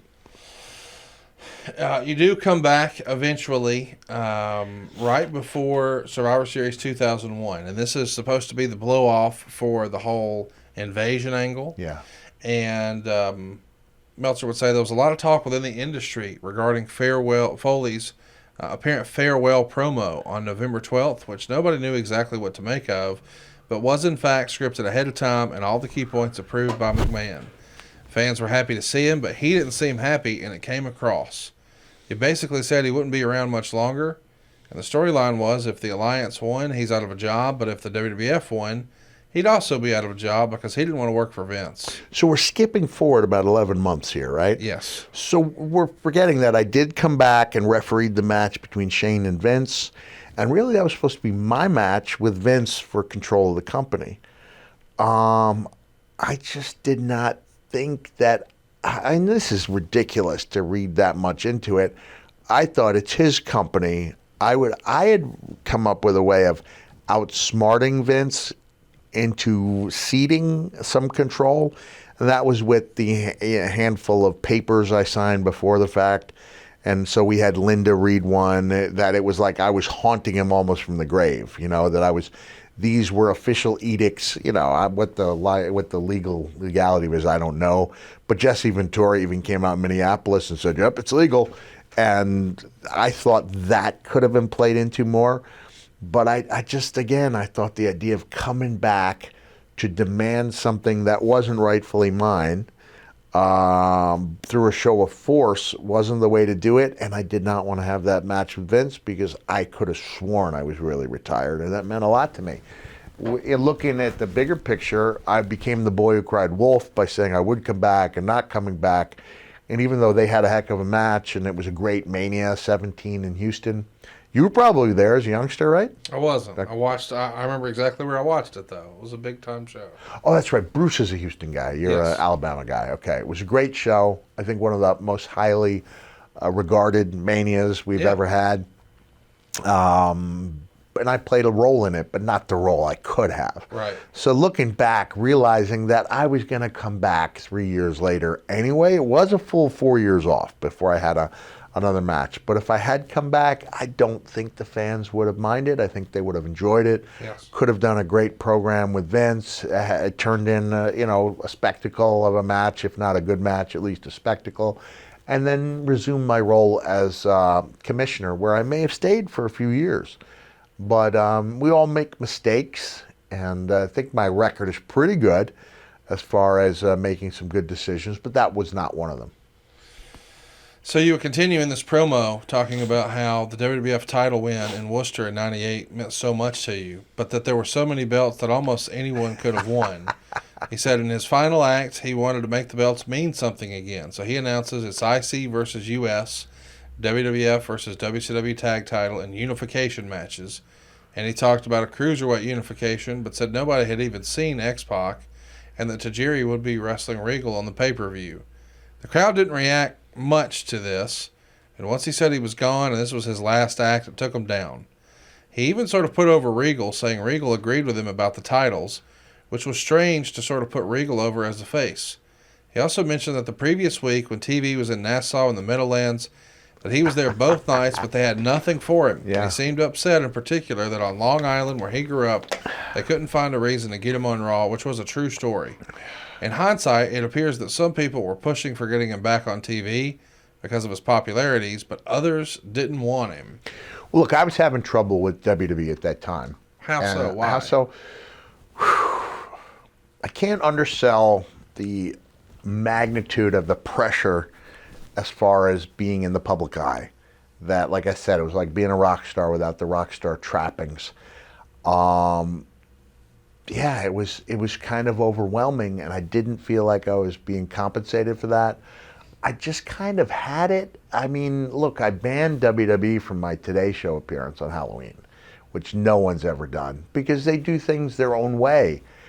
And so, I was the one who had to explain to my artist, Jill Thompson, why she hadn't been paid yet. So I was on in May with Foley is Good. They invited me back for October, and I asked that WWE not be allowed in the studio, which had never been done.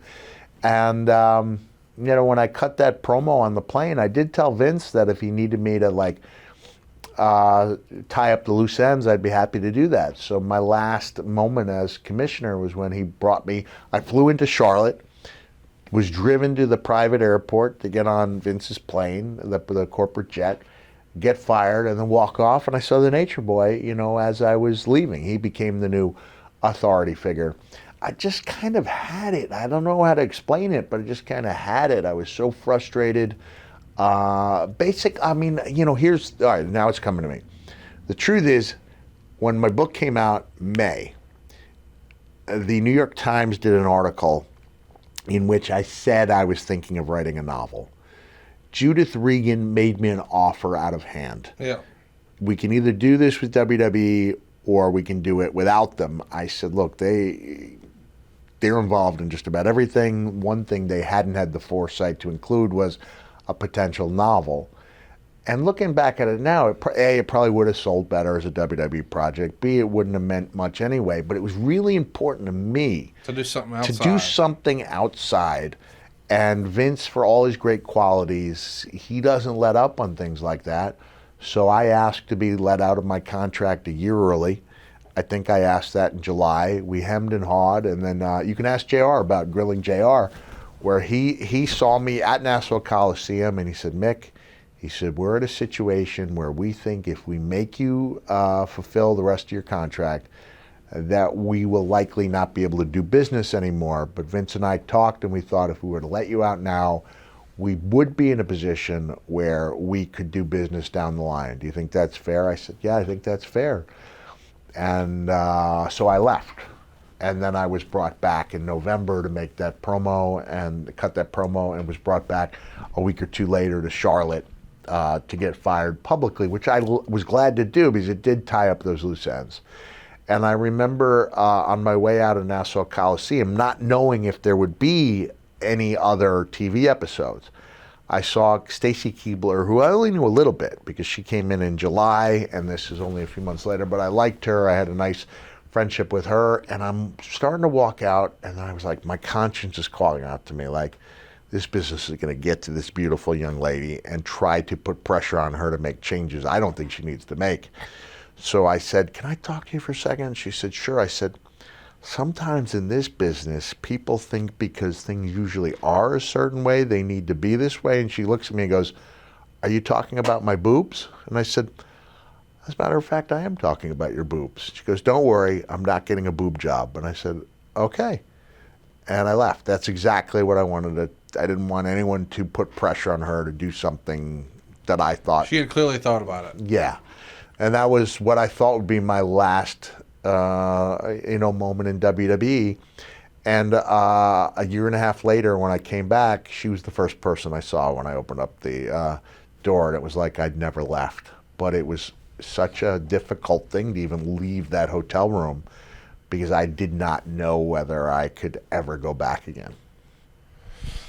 Man, what a fascinating story. When it's written here that there were some people who didn't want you on TV, who did you assume that was? I don't know. I don't know if that's true or not. I thought I was doing a good job. I mean, I could see people who would say, it's, like I said, I came in as a commissioner when the scene needed to be lightened up a little bit.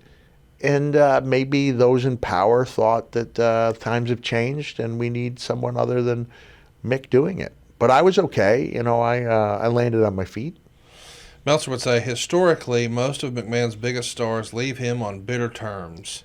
As noted from several interviews, Foley hadn't been happy with his role in the WWF, and the writing team wasn't happy with Foley since he nixed storylines for his return to the ring. When he did return, the material he was given was unusually lame. Not that Foley was the only person with lame material during a creative dearth, but it did almost come across that some people wanted him back in the company, others were mad at him, and didn't put him in a position where he'd be anything but a disappointment. Do you feel like after you turned down the return with Vince, they were giving you intentionally bad stuff? Well, I think another aspect is that when I did come back, and this is, the reliance on the ratings, there wasn't a big boost, and Vince returned as the on-air Vince McMahon like a week later. Yeah. If 2 weeks at the latest. So one of the luxuries I had when I took the job in June of 2000 was that, Vince gave that promo about wanting to be a genetic jackhammer and go home to give Linda more babies. And so I was able to kind of shape that role. So I do know when I came back, it was like playing Twister with Vince. It was, and even when I would come back occasionally, it was to do silly stuff. And maybe that, I could see why people thought that wasn't the direction the company needed to go at that time. But I do think when I was in that role, that I did a really good job of getting the angles over, I agree. Helping some guys along the way, making it enjoyable, and changing, the feeling of the show at a time when it needed to be changed. I want to mention, too, Meltzer wrote about your bit on the plane, so I want to recap that, at least briefly. It was a clumsy farewell. I guess we should remind everybody. As you're leaving, Vince smiles and says, "Have a nice day." Mm-hmm. Dave would say it was a clumsy farewell, far more like a sitcom star leaving a show suddenly with no logical explanation other than something forced with the writers clueless of how to handle it, as opposed to the kind of farewell a unique wrestler would be expected to get, publicly parting from the company he'll forever be associated with. Even a character as important as the WWF's business turnaround as Foley, who I'd rank only behind Austin and Rock, his farewell was a letdown. Did you feel like your farewell was a letdown? Well, maybe, but it was not as big a letdown as if we just left the strings untied. I did come back, and there was a handoff of sorts, not officially, but Rick came back the next day. That same day. So I felt good that I at least made the plane trip and let them tie up the loose ends. You wanted to, as they say in wrestling, quote unquote, do business. Yeah, I wanted to do business, and that was a difficult thing after we said, okay, let's part ways. And then I think it was on a phone call where I said, if you need me to come back for a couple weeks to tie up the storyline, I will. And then we did it in one. Maybe it would have been better in 2 weeks, but I really needed that time away, because it's only with the time away that you appreciate what you had. Yes. Really. And yeah, I was glad to be away, and I was glad to come back, and it was really nice when I came back. And then I had I came back in 2003, and then when I came back in 2004, I thought I really did business that I couldn't have done if I'd stayed there the whole time. Right. So it worked out in the end. But again, to reiterate, if I'd known what a great opportunity that was, I would have held on to it. I think you could argue that I could have had just as memorable a return to the ring if someone had forced my hand. And I think that's one of the requirements if you're an ex-wrestler, is that once a year or maybe less, you have to be able to say, I stands all I can stands, I can't stands no more. Take on somebody and then go back to your... Kurt Angle did it, right? Yes. Kurt Angle did it, and he did a great job for in 2 matches where he's still the former WWE champion, still the Olympic gold medalist, and he comes back to set things back in place. So I didn't have that opportunity, but if I knew I was coming back in 2000, if I knew that there was going to be a return to the ring, yeah, it would have been really cool to have had it with one of the guys that I was verbally sparring with in that position. 1 year ago, this is Meltzer's words, 1 year ago, both Foley and most everyone involved in the WWF expected that even though his career as an active wrestler was over due to all his injuries from his crazy bumps, that he would in some form be part of the WWF as a goodwill ambassador for life. As history has shown, lifetime deals in the WWF don't usually last very long after you've taken your last bump. Foley seemingly wanted to be in control of his various non-wrestling deals for future TV appearances as well as future books, since while under WWF contract, they largely controlled him. The negative is without the WWF's TV exposure, whether Foley has the ability to write entertaining books, the sales of those books won't be close to what they would be if pushed on television. I think it's fascinating that Vince is, in theory, setting you up for a lifetime deal like we've heard once upon a time he did for Bret Hart, but as Meltzer points out, that didn't really ever last too long. Yeah. And I like to do different things, and I felt like I needed to do different things. And Vince was and still is a micromanager. But here we are 21 years after the fact. Yeah. And we got the show going. I'm on great terms with WWE. I may or may not be doing maybe some filming that'll allegedly. and it will be, if it was done, it's been done well. It was for several years. I still had the boss's ear, and I could still be in the room. I could call him up one day and be in the room the next day pitching an idea. So I think things turned out pretty good for me. NMLS number 65084, equal housing lender. Woo! The 5-star reviews are in, and it's confirmed. SaveWithConrad.com can save you thousands. Jimmy E. writes that we saved his family more than $1,000 a month. James S. says we saved his family more than $1,200 a month. But how much can you save? It's free to find out right now at SaveWithConrad.com. But if you've got a second mortgage, if you've got credit card debt, or even worse, if you're in a 30-year loan, it's not a matter of if we can save you money, but a matter of how much at SaveWithConrad.com. WOOOOO Wings, a virtual restaurant concept from the man himself, the Nature Boy Ric Flair. Enjoy the legendary flavors and world championship wings by ordering with your Uber Eats or Postmates app. WOOOOO Wings is now open in Nashville, San Antonio, Jacksonville, Florida, as well as Huntsville and Tuscaloosa in Alabama, with many more locations coming soon. Try the only chicken wings worthy of carrying the name of the 16-time world heavyweight champion. Tell him, Nate. Wings! Legendary flavors! World Championship wings! Woo! Woo wings! Yeah! Woo woo!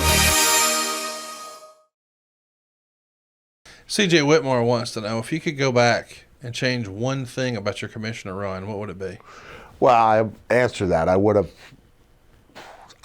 have stayed in more touch with Vince. So when he had the XFL going, so I could have known what the plan was for coming back, voiced my objections to it, and worked our way through it.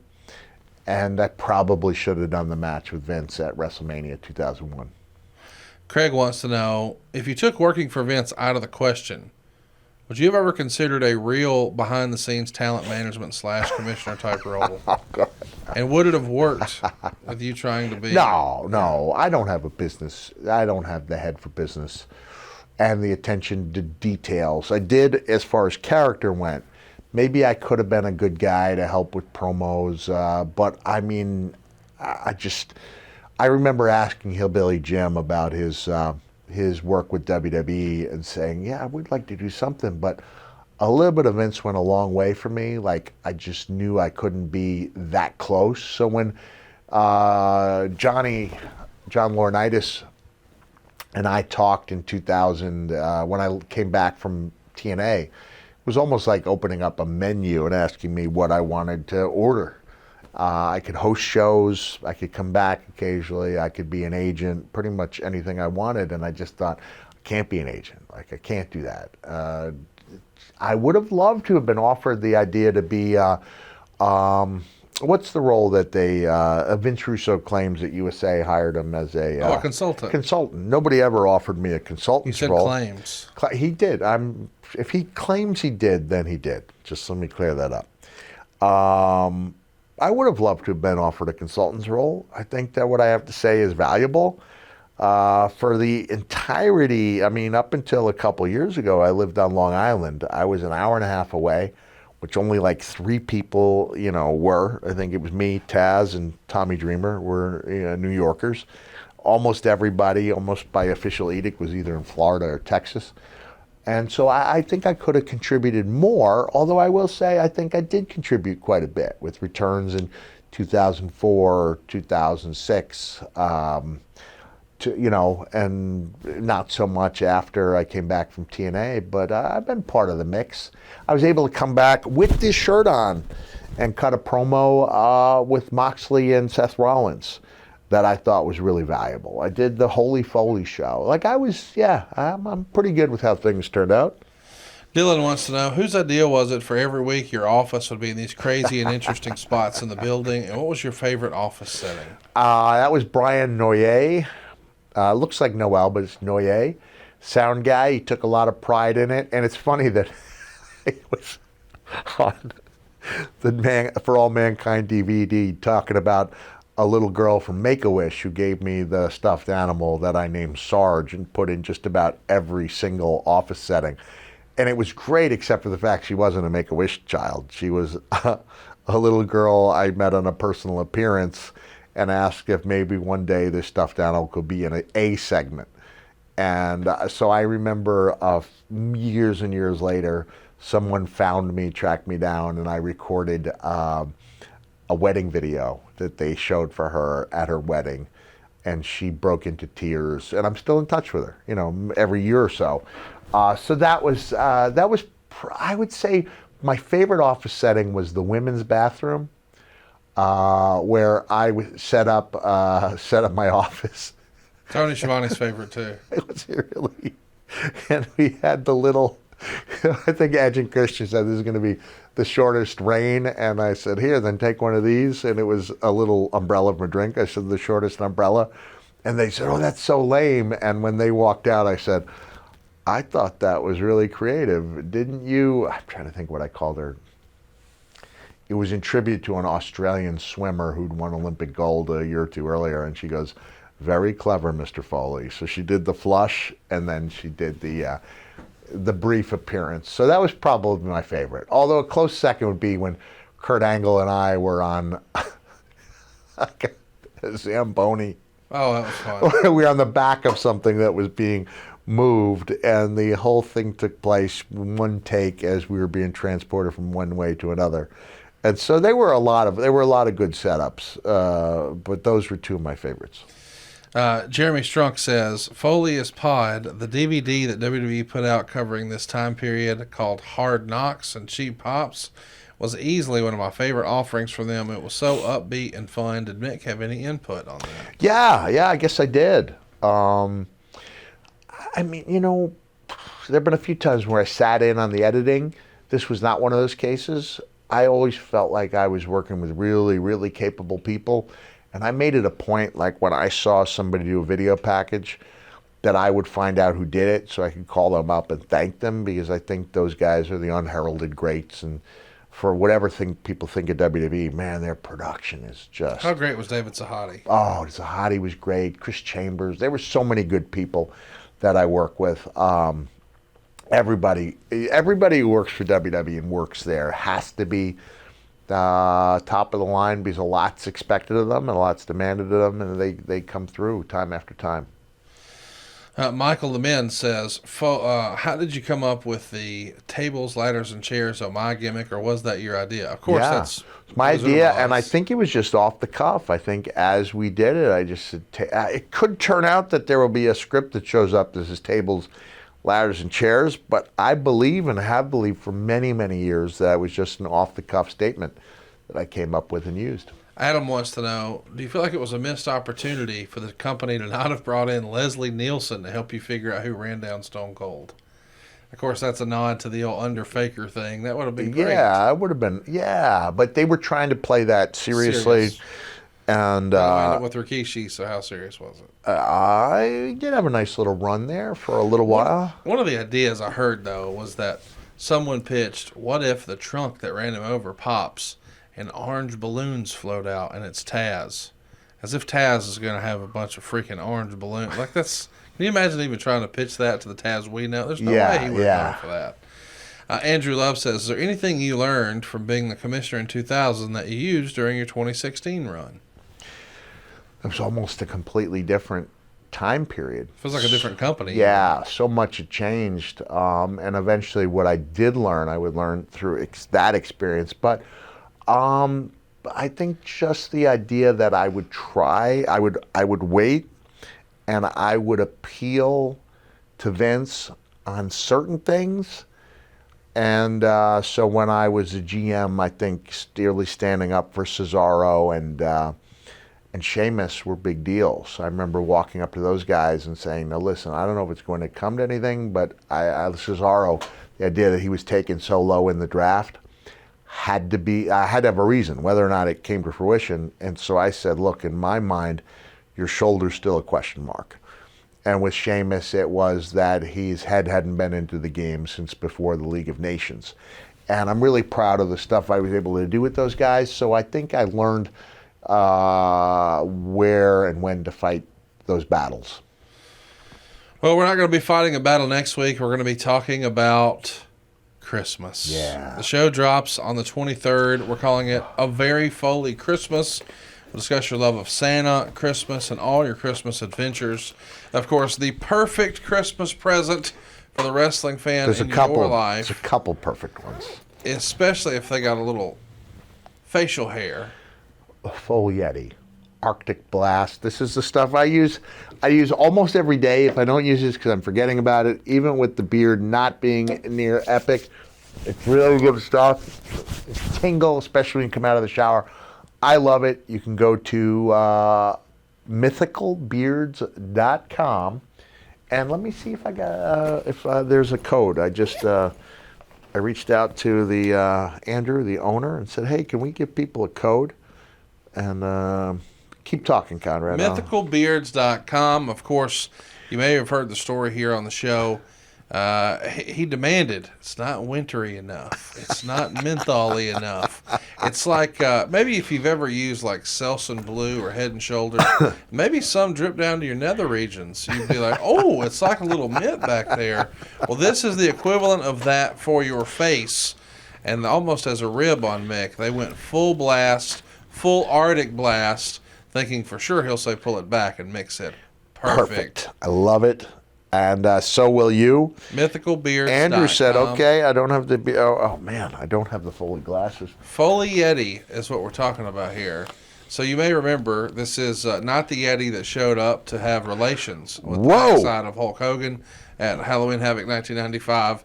This is, in fact, talking about the Abominable Snowman. It's that level of cold, and you're going to be smelling oh so cool. Code Foley will give you 20% off. Did you really just turn your phone on and put your glasses on to I tell did. me the code is Foley? I could have just guessed that. Come on, mythicalbeards.com. The promo code is Foley. You won't forget it. I won't either. Mick might, but you won't. mythicalbeards.com. And can we get a reminder in about the cameos? That's where I was going first before you went Beard Jones on me. Give the gift this holiday season that will last all year long. A cameo from the hardcore legend himself, Mick Foley. Birthdays, anniversaries, even funerals. That's right. Mick puts the fun back in funerals. Okay, maybe not really. Either way, Mrs. Foley's baby boy will send you a message like no one else.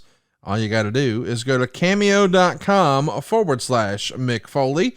And be sure to use our very special promo code. Save yourself 25% off when you use Foley Christmas as your promo code. One more time. That's cameo.com/Mick Foley. Save 25% off with Foley Christmas as your promo code. This is the perfect gift this holiday season for the big wrestling fan in your life. No one will believe they got such a personalized message and a fun one that they can share at Christmas and over the holiday break. Mick Foley, man, one of a kind. Check it out. Cameo.com/Mick Foley. You know, as JR says, it costs nothing to look. Just go take a look. Cameo.com/Mick Foley. When you see what he's done for other people, you're going to want one. Why not save 25% and use the promo code Foley Christmas at cameo.com/Mick Foley. Now, let's not forget, we have Mankind on the Street making its Foley's Pod debut. Let's take a look. I can't wait. Let's do it. We'll see you next week right here for a very special edition of Foley's Pod. But first, Mankind on the Street. So long, everybody. Have a nice day.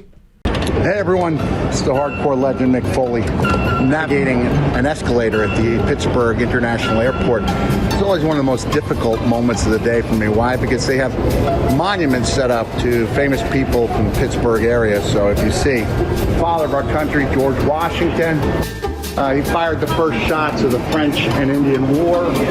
First president, okay, I can understand that. Go ahead, over here, Franco Harris and his immaculate reception. Go ahead. This is Nellie Bly, and I understand she was a world-known traveler. She went around the globe in a record 72 days in 1889. But here's the thing. Who did she ever beat? With the 25th anniversary of the cell coming up, don't you think it's about time they made... I'm not saying we kick Nellie Bly out or Franco or George. Just make room for a testament to Hell in a Cell. Can I grab a word with you, sir? Yes. How often do you travel through this airport? Every month. Every month. So we have seen Franco Harris, George Washington, Nellie Bly, but wouldn't you rather see a tribute to the Hell in a Cell match with The Undertaker? Where am I in all this? 100%. I will agree with you. It's such a shame. You should be right here. Imagine that you're road weary, you're worn down, and then you come down that escalator, you see The Undertaker throwing me off the top of the cell. Do you know who was my Halloween costume? Who? The Undertaker. Oh, you kid me not. Look at that. You want to throw me off the top of this balcony? No. You sure? I can still do it. You're here, Undertaker there, and you on another line. He could be up here, and I could be down. Oh, man. I know the Undertaker. Okay. Well, He's a wrestler. He was a wrestler? Yes. Okay, so if you Googled Mankind... Oh, my God.